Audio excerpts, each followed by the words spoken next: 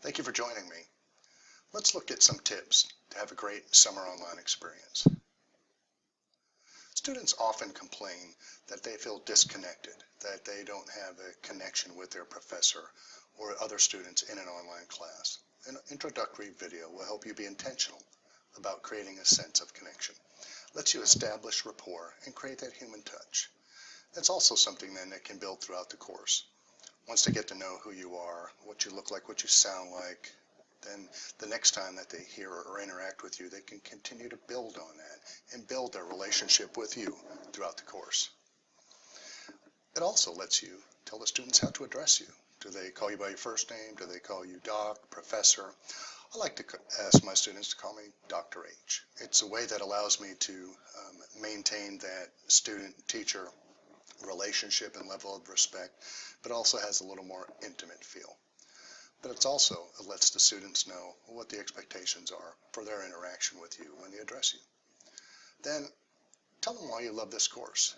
It lets them connect with your passion and why you're here, and that can be contagious. Some ways that we have here on campus to create your introductory video are the One Button Studio. That's on the second floor of the library. You can use the smartphone or tablet to record an MP4 video and drop that into your course. Or you can see here in Blackboard we also have Kaltura, a screencasting mechanism that allows you to record your screen and make a video. An introductory video also allows you to tell the student what the course expectations are. What are the ground rules? What are some unbreakable policies? What is etiquette? How do we address each other online? What are communication expectations? How to best reach you, what to expect, how long it will take you to get back and answer an email, and things like that.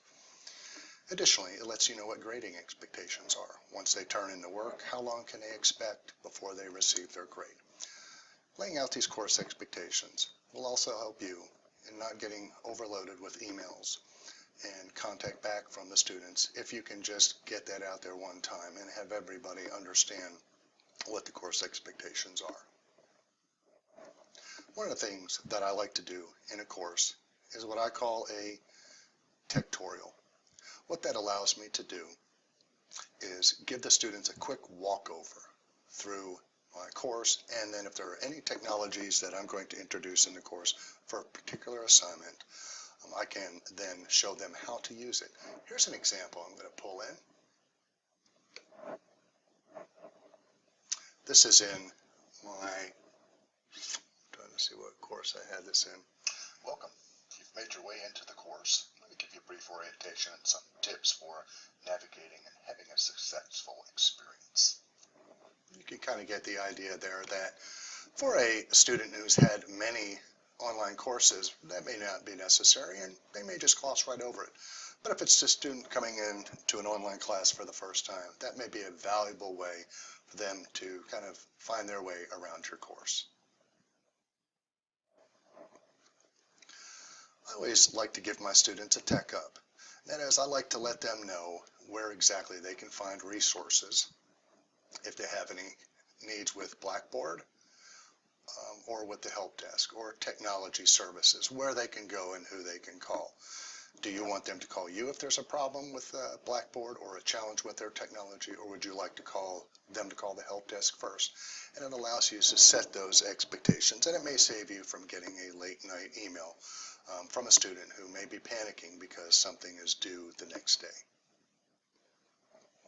Finally, what will the ways be that you will create community in your course? Students are looking for places and spaces to connect with you, the content, and with each other. A way that I like to accomplish that is using a discussion thread. I like to use a discussion thread for assignments, or I can put it up there for questions that they may have throughout the course. Hey, did I miss something in the syllabus? When was this assignment due? How many words was it? You said between 300 and 400 words. So 295 be okay? Questions like that, that not only you can answer and control, if you will, your response to those, but you can also provide an answer for the rest of class. I also like to provide a space where there can be a visual and a more sensory and human touch interaction, and I like to use VoiceThread that for my first module or the first week for students to be able to connect that way. Everybody gets to see what they look like, what everybody sounds like, and kind of connect in that space. And then I also like to keep a place for the students to connect throughout the semester. I've created a chat wall in Padlet, and it lets people, and I can put questions or, hey, what's your favorite caffeinated beverage and things like that. And people can kind of use it sort of like a quasi-social media in my course.